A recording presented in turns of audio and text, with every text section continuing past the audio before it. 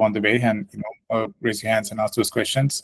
I'm sharing the full screen, so I can't see who's joining and who's raising the hands at the moment.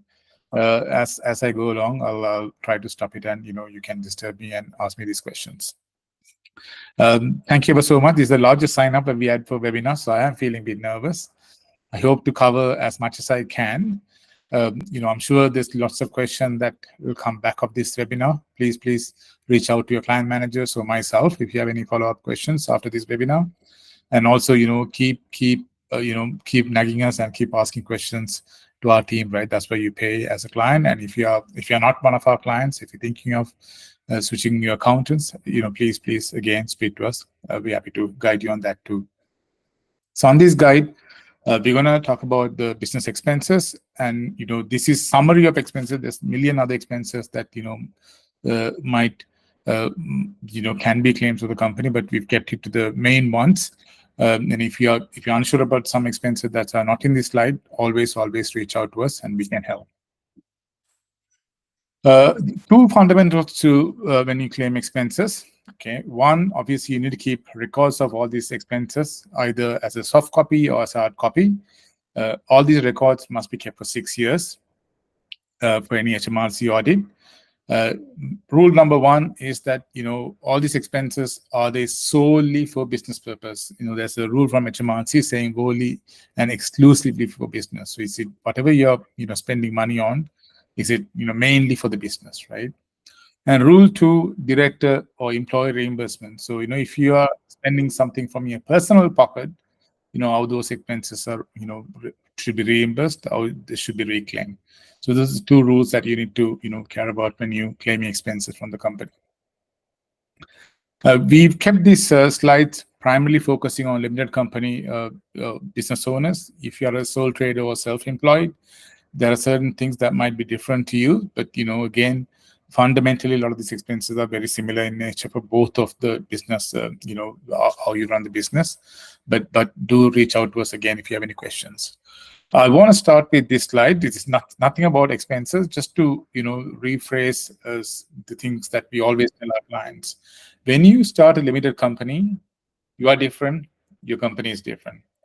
So it's almost like giving birth to a person, right? When you start a company, because that company has the same legal identity as yourself. Company can sign contracts, company can open bank accounts, company can be sued, company can go and sue on others, and even if you're not there tomorrow, somebody else can take on that company and run with it. So your company's got different legal entity compared to yourself. Obviously, you're the owner, shareholder / director, employee of that company. So as long as you understand your company is different, you are different. I'm sure when you go shopping, you will not use a business card to use your personal expenses through the business card, right? So very important to identify distinguish your limited company versus you. As a company, as I told you, it's a separate legal entity by company law, and company can enter into contracts, etc. And company itself responsible for its debts and obligations. So when you start limited company, any debts and obligations is limited to the company. So if you have outstanding debts on the limited company, nobody can come after your personal wealth, because the liability is limited to the company.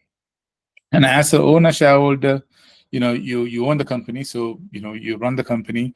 So as the owner of the company, whatever the profit that company makes after paying for corporation tax, you take that as dividends. So a lot of the owner-managed companies, the largest income for you would be dividends, and obviously shareholder liability limited to amount you invested in shares, unless and otherwise you give some personal guarantees. In some cases, some banks or the loan providers might ask for a personal guarantee. If we have given a personal guarantee, obviously the liability comes to your personal wealth also. Directors, they're appointed to run the company. So a lot of the owner-managed companies, shareholders and directors are the same people, but there can be circumstances where shareholders are different and directors are different. And as a director, it's your main duty is to act in the best interest of the company, right? So if you breach those things, there will be consequences and legal issues. So it's your main, as a director, your main aim should be betterment of the company. So you need to, any decision that you make, anything you do should be the betterment of the business and the company rather than the personal self. Okay, so running into the company, so main is capital purchase. So people, when you buy certain capital goods, when I say capital goods, these are things that you can use for more than a year, right? For example, you buy a mobile phone, you're not going to renew it every year. You're going to use it for a couple of years or 3 years. If you buy a computer or accessory, again, you're going to do the same thing. So these ones, you don't write off on the same year, so because you need to depreciate within 2-3 years. But HMRC says, if you buy certain goods, you can claim capital allowance. So, you write off on the first year and then you don't claim anything in the following year. So the mobile phone, even if you have mixed use on the mobile phone, still you can buy it from your own company rather than buy it from the personal pocket, which means, you won't pay any income tax or personal tax on it. And then the computer is an accessory. If you need a, computer, mouse, keyboard, monitor, etc. for the business, you can always buy it from the business and expense as a business expense. Reclaiming VAT on these ones, if your company is registered for VAT, you can claim VAT on these capital goods. And if you are flat rate VAT registered, if your goods are about £2,000, if one single transaction is more than £2,000, you can still claim the VAT on those capital purchases. Company costs, so we kept focus on the electric cars here. We did a webinar on this few months ago. If you're buying an electric car for business use, certainly beneficial at the moment because there are certain tax advantage that's given to electric cars at the moment. First thing, the capital allowance. If you buy a car outright, it's a brand new electric car. Again, you can claim the 100% capital allowance from the company on the first year itself. Benefit in kind in tax. If you have an electric car from the company, obviously, you're going to have some mixed use on those cars. So you need to pay benefit in kind, which is the personal tax, and the company pay national insurance on it. And currently, it's only 2%. So if your car is worth 60,000 and 2% of 60,000 is only 1,200. So then you only pay, if you are a basic taxpayer on that 1,200, only pay 20% tax, right? And you don't pay any national insurance either. So it's worth considering if you have sufficient money in the company to buy electric car if you're commuting to work regularly. If you can't afford to buy electric car upfront, you can still either get into company contract hire or company hire purchase agreements, etc. Right? So that's multiple ways of getting this done. And if you need more help, again, reach out to us. And electric cars do not have any road tax on the first year of registration, and they continue to get lower vehicle tax compared to petrol and diesel cars. And also they don't have congestion charge if you're driving to London in and out. And also enhanced capital allowance scheme. So if you have this is the first thing I said. If you have a car, you can claim the capital allowance on the first year, which you cannot do for other cars. For example, if you get a hybrid car or a diesel or a petrol car. Mileage, if you do not have a company car, but if you're using a personal car to commute for business, when I say commute to business, it's not going to your office in and out every day. This is going to your client sites, going to your supplier sites, etc. If you're using a personal car to do this one, you can claim mileage from the company. So you'll submit a mileage claim saying where do you drive, how far you driven, etc. And that mileage claim can be reimbursed by the company to yourself. On the first, if you're driving a car or a van, first 10,000 is 45 pence, and if you go above 10,000, it's 25 pence. And if you motorcycle you use for business, first 10,000 is 24 pence per mile, and above 10,000 is 20. Again, the same rates for motorcycles.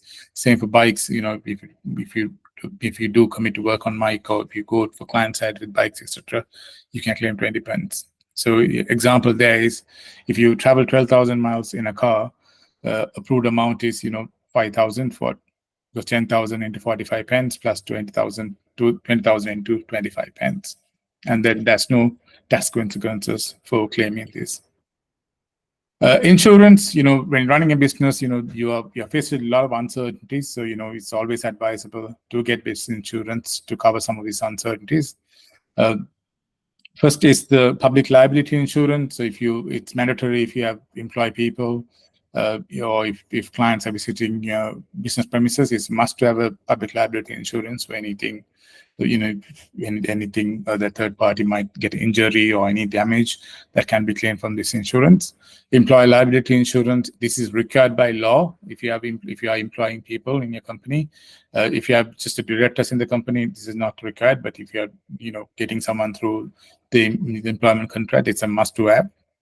Professional indemnity insurance. So this is, if you are providing professional services and any errors and omissions or negligence in the work that you do, if you have a professional indemnity insurance, the client can claim via this insurance.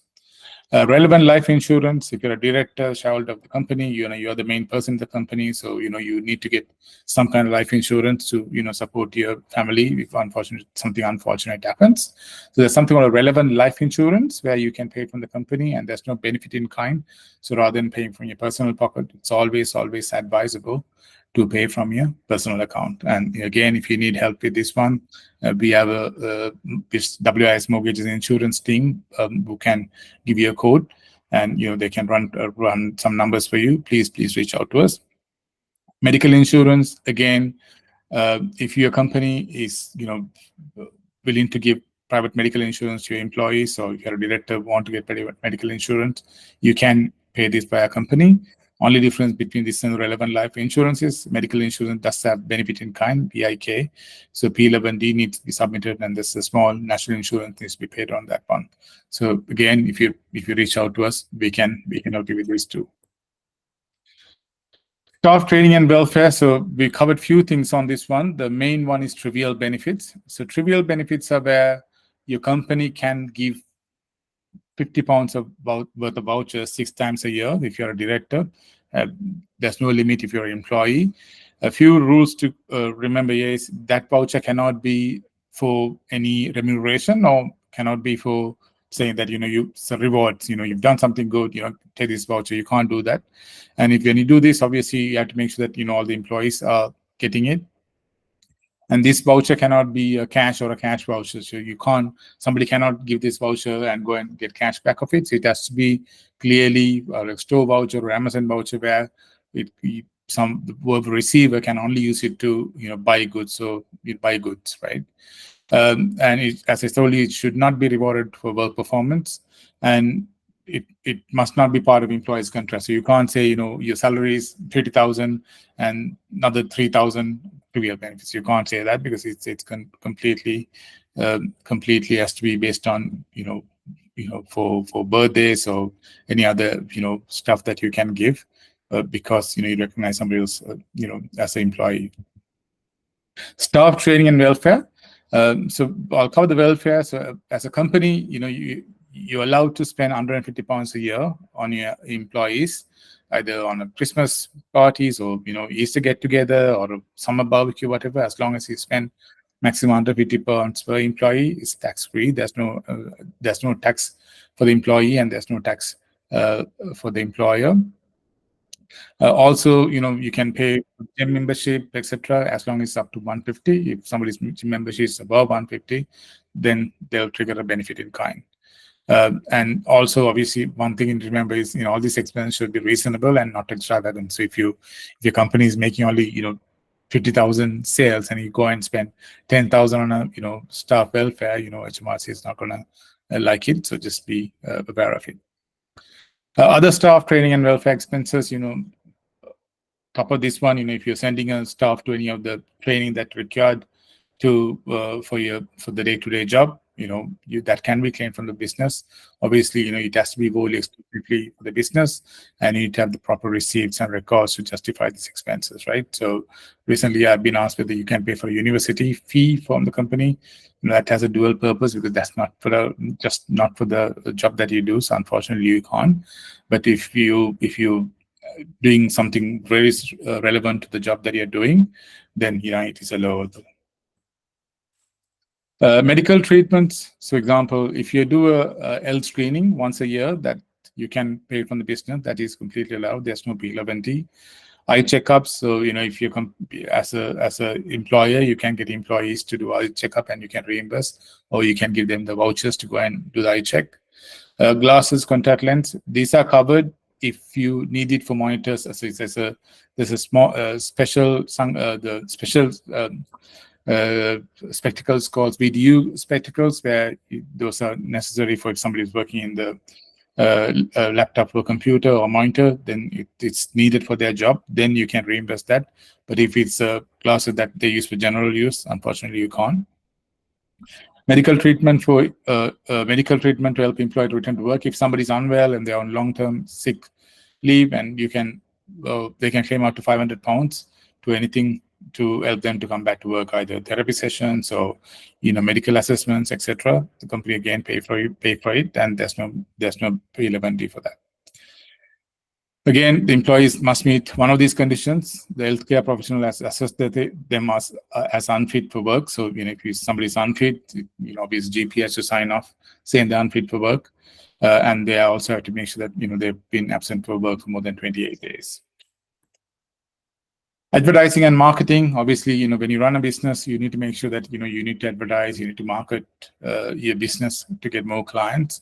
Obviously, these are expensible from the company, so company can pay for these expenses.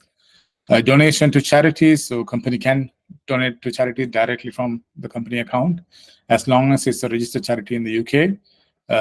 They can take a tax relief, so you don't pay corporation tax on it. But if they're not a UK registered charity, unfortunately you can't get a tax relief, so you'll have to pay tax on it. Entertainment, sometimes you need to entertain your clients or staff, etc., etc. So you can still pay from the company, but it's not allowed for corporation tax. And also, if you can't claim VAT if there's alcohol, etc. involved. So just remember that. Accommodation, if you travel to work and if you're required to stay overnight somewhere, etc., company can pay for those expenses. And you can't say that, I have a room in my house, so I'm going to claim accommodation from the house. You can't do that, right? It has to be like something external. All this, obviously, you need to make sure you have all the sufficient receipts, etc. And expense only can be for the employees/directors and not for the family members, unless family members are employed by the company. Pension contributions, obviously, company funded contributions are tax deductible for the company, and there's also no personal tax consequences when you pay into pensions. New allowance is 60,000 per year, and you can always roll back last 3 years if you haven't done contribution for last 3 years. And the main thing is, you can't pay 60,000 contribution if your company is making a sales of 30,000, right? So you can't make extra contribution top of what your company is making. Professional fees, some of the jobs that some of the businesses require to have certain memberships like FSB or certain memberships. So again, you can pay for those fees via company, as long as they are for the business purpose and relevant to what is the business you're doing. Subcontractor costs, some companies take the work and they subcontract those work. Again, they are allowed for corporation tax, so you can do that. Nothing stops you from doing that. Travel and subsistence, company can reimburse any travel journey that qualifies as a business journey, which means traveling to or between appointments. So it's not allowed to traveling or between your normal place of work. Traveling to or from temporary workplace. So if you're a contractor, freelancer, client side, and that is allowed for first 2 years. Then after that, if you spend less than if you expect it to be less work than 40% of the time over the 12 months period, after 12 months period, after 24 months period, you cannot claim that. Travel from home to permanent workplace is not reimbursable. So, remember that you can't claim if you have a permanent office, and if you're traveling from your house to the permanent office, that's not allowed. However, you can claim for congestion charge, car parking, if you travel by train, etc., can allow. Employees can also claim for subsistence. So if you have lunch while you go to temporary workplace or client side, etc., you can claim for those ones. And if you start early, you can also claim breakfast. And if you finish late, you can always claim for dinner. AGM expenses, if you are a director and if you are a shareholder of the company, if you want to have annual general meeting once in a year, you can claim annual general meeting once in a year. You carry on an annual general meeting, you need to have sufficient minutes to support it. International business trips, yes, you can travel if you have a training, or if you have a client, or etc., you can travel by which can be paid by the company. You can also use per diem rates if you want to use the standard rates, or you can use the actual rates. What are the expenses that you made while traveling outside UK. Use of home. So a lot of people are working from home. So they are using their offices, home as the office. So standard rate for HMRC is £6 a week or less. So that's sufficient for HMRC. There's no detailed calculation required. But if you want to claim more than that, you can use one of our calculations. And that might end up being either a small number or bigger number, depending on your circumstances. Also, other option is you can, if you have a separate office room in the house, or if you have a separate building in the house, you can have a agreement between your limited company and yourself to pay a rent. If you do that, company can expense that as a rent from the company books, but you need to make sure that you show that as a rental income on your self-assessment tax return. So you'll have to pay a personal tax on it. Subscription, some companies need to have professional subscription to certain bodies. Again, you can pay from the company. Telephone and internet, if you pay from the company, if you for any telephone and internet, if you use the business contracts, again, you can pay from the business. Tools and equipment, it's similar to what we spoke earlier, computers and your scanners and printers, etc.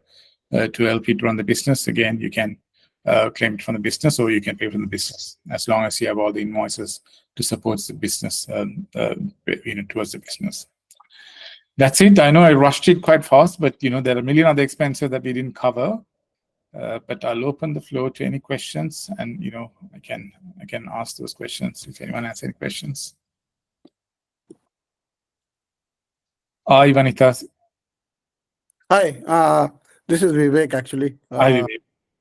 Yeah, actually I travel internationally, and probably I think I would like to discuss it once again, because in the past, actually what I'm doing is like I'm claiming the same expenses which I'm billing to the via company to my client. Yeah. But can I shift to my per diem regime, because I think that will help me saving the receipts for company point of view. From my company point of view. Even if you do per diem, it's important to have receipts, right? So just because you claim per diem doesn't mean, per diem is a standard rate, so you can claim the standard rate, but even though you're not claiming the actual expense, you still have to support that you had the expenses while you're there. So it doesn't take away the fact that you don't have to show any receipts. Yeah, you need to make a choice between per diem and the actual expense. Probably have to do some numbers and see which one works better. Yeah. The per diem numbers haven't updated and not kept up with inflation, same as the mileage. 45 pence for so long, and then petrol price has significantly gone up and inflation has gone up, but HMRC is keeping up the same rate. So you'll have to probably do comparison, right? Which one is better? And I think probably per diem in my case makes a little bit sense, probably. Yeah, because depending on I'm the country, vegetarian, I don't eat much outside anyway. So yeah, depending on the country you go to, right? Per diem differs to country. Again, give us a shout. We can. Yeah, sure. Another question is very quickly Yeah. on the rent, because I have a dedicated office in my home. Yeah. So I want to understand, like, how can I claim this rent part? Because I also have some buy-to-let property, so probably including the whole portfolio, how would it work out? Yeah, so work it out. Yeah, a couple of things before you claim rent from your own, from your house. One is you need to have agreement to say that you're renting this space, so your company has to pay rent to yourself. That rent has to come on your self-assessment return. If it's a main resident, when you sell the property one day, at the moment you don't pay capital gains tax on your main residence. But if there's any dual purpose on your main resident, there might be a capital gain consequence that might kick in. So, HMRC always can say, part of the house is not a main resident, so you'll have to pay capital gains on the rented part, and you can only get relief on the main resident.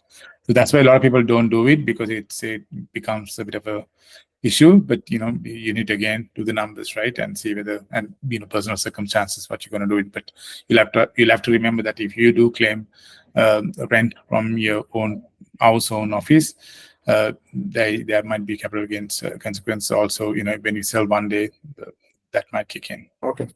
Thank you. Thank you. Any other questions for anyone? Hi, James. Hey Vijay, thanks for your time today. Much appreciated. That's okay. Going back to staff training and welfare, I'm the director, but also an employee. How does that work? So directors, you still get a under £50 allowance, James. So same Right. as employees. So there's no difference. Obviously, if you do any other training, top of that's a staff welfare. So staff welfare is 150, that's covered. But if you do training, which is relevant to your job or your business, those are anyway can be paid from the business. There's no limitation on that, as long as that's very relevant to your business and that's going to increase your revenue. Thanks, Vijay. And also, is it possible to share the slides afterwards? We will, James. After this, we will definitely share these slides. Thanks, Vijay. Much appreciated. Thank you for joining, James. Appreciate that. Any other questions from anyone?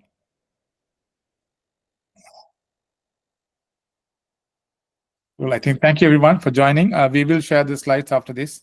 And if you have any more questions, please reach out to the client managers. We are happy to help.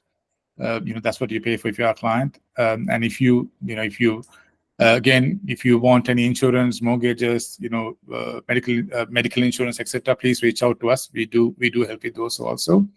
And if you have any friends, family looking for either mortgage, insurance, accountancy, please refer us. And we always give £75 worth of Amazon vouchers for any of the successful referrals. Thank you again. Thanks for joining. And I'll leave it there. And have a nice weekend, everyone. Thank you. Thank you. Thank you. Bye. Thank you. Thank you. Bye.